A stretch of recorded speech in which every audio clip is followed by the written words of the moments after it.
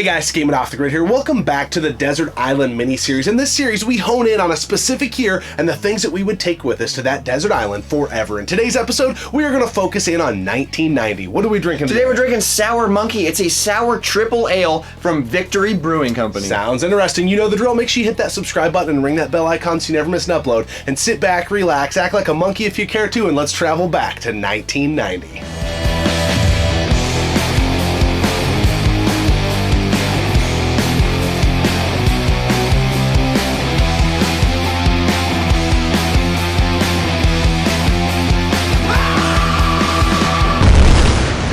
Nerd. Keep gaming, keep drinking, and keep gaming off the grid. All right, here we are, 1990. I am merely 4 years old, romping and stomping around as a little kid, and you're 4 years in the making. Yes, I don't even know if my parents have met yet. Yeah, it's a crazy time, and we're going to talk about our favorite things from this year that we just could not live without if we were to go to a desert island. So we're going to start off with music, because we have a special bond with music. That's how we met. We're in a band together. La, la, la, la. Things you've all heard before. So go ahead and go with an album, and I have a feeling we may be on the same page. We might be. You introduced me to this band, and they're very unique. They're very weird. Is that foreshadowing to one of my favorite songs off the album? Yes, it is. Bossa Nova by the Pixies. Man, this album is incredible. My favorite song off of it is She Weird? I love that song. Just like the bass track, the guitar, it's just so good. And I love how the album starts. It starts with an instrumental, and it's such a good...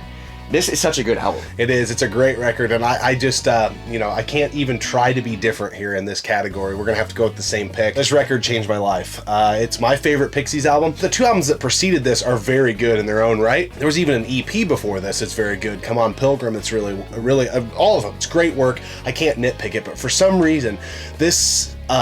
album, the guitar work, the sonics of the album, the loud quiet dynamic, I feel like was at the epitome when this record came out. I feel like this was the Pixies at their creative peak, working together as a band. It definitely has that iconic Pixies sound that you know if you know who the Pixies are. Yeah. It's like, this is the Pixies. And the album after this I really like too, Trompe La Monde, but it did go a little bit more into like the Frank Black realm, I feel like, with that, and his subsequent solo work was fantastic as well. But this album marks a special place in time, and I will never forget this record, and I just couldn't live without it. So. Man, that's incredible that we actually agreed on something for once. Yeah. Now let's move on to movies. What movie would you take with you to a desert island? Well, this might surprise some people, but this is hands down one of my favorite movies of all time. It probably is my favorite movie of all time. That is Home Alone.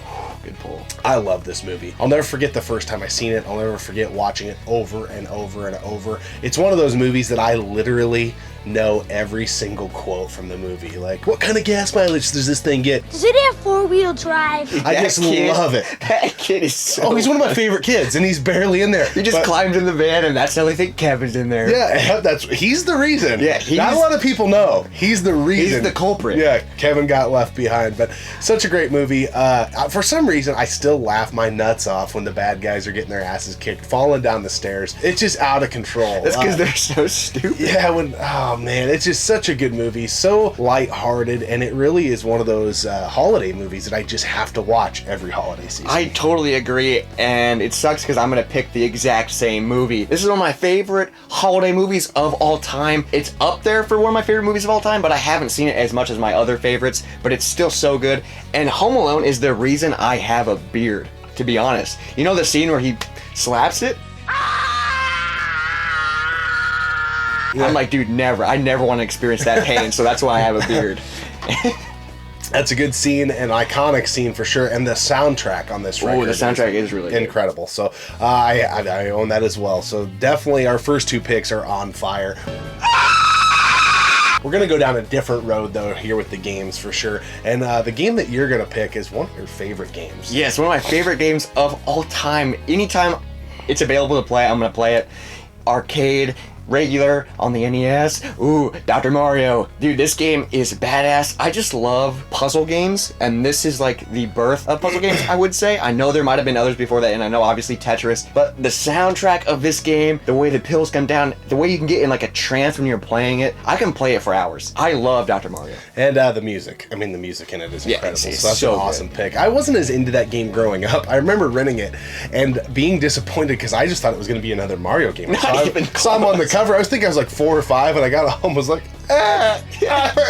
All you do is flip pills. You're Yeah. like, dude, this is the way Mario's going? Where's the Mario I know and love? But speaking of the Mario I know and love, the third version of Mario that I met was in Mario 3. I'd been playing the game since the very first game, and I remember getting the second game, and I enjoyed it a lot at the time, but I remember it being a little weird for me as a youngster. It is. But then Mario 3 came along, and I really think this game changed me forever. It changed my frame of reference towards video games. I will never forget the first time I played it. I'll never forget the first time I beat it. I'll never forget the first time I learned how to fly. The first time I found the warp whistles. I played this game so much, and it is really almost kind of that benchmark game for me that I measure everything up against. You know, is it up to that standard? And it's my favorite Mario game of all time to date.